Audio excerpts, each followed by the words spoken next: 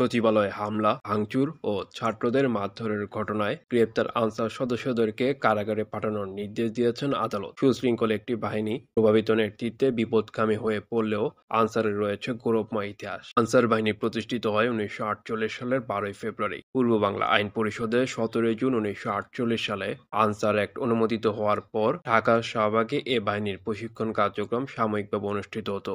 1965 সালে পাক ভারত যুদ্ধকালে দেশের সীমান্ত ফাঁড়িগুলোতে আনসারদের প্রতিরক্ষার দায়িত্বে নিয়োজিত করা হয়। স্বাধীনতা যুদ্ধে বাংলাদেশের প্রথম অস্থায়ী সরকারের শপথ গ্রহণ শেষে অস্থায়ী রাষ্ট্রপতিকে আনসার প্লাটুন কমান্ডার ইয়াদ আলীর নেতৃত্বে 12 জন আনসার বাহিনীর সদস্য গার্ড অব অনার প্রদান করে। স্বাধীনতা যুদ্ধকালে আনসার বাহিনীকে বিদ্রোহী আখ্যায়িত করে বিলুপ্ত করা হয়। প্রায় 40,000 রাইফেল নিয়ে আনসার সদস্যরা স্বাধীনতা যুদ্ধে অংশ নেয়। যুদ্ধে আনসার বাহিনীর 9 জন কর্মকর্তা, 4 জন কর্মচারী ও 657 জন আনসার সহ সর্বমোট 670 জন শহীদ হন। বাহিনীর 1 জন বীর বিক্রম এবং 2 জন বীর প্রতীক খেতাবে ভূষিত হন। 1976 সালে গ্রাম প্রতিরক্ষা দল ও 1980 সালে শহর প্রতিরক্ষা দলের সৃষ্টি হয়। পরবর্তী সময়ে এই দুটি বাহিনী আনসার বাহিনীর সঙ্গে একীভূত হয়। 1976 সালে গাজীপুর জেলার কালিয়াকৈর উপজেলার শফিপুরে জাতীয় আনসার প্রশিক্ষণ কেন্দ্র প্রতিষ্ঠিত হয়। 1983 সালে এর নামকরণ হয় আনসার ট্রেনিং স্কুল। 1986 সালে আনসার ট্রেনিং স্কুলকে আনসার একাডেমিতে উন্নীত করা হয়। 1995 সালে এর নামকরণ হয় আনসার বিডিপি একাডেমি। বাহিনীটি বর্তমানে পরিচালিত হচ্ছে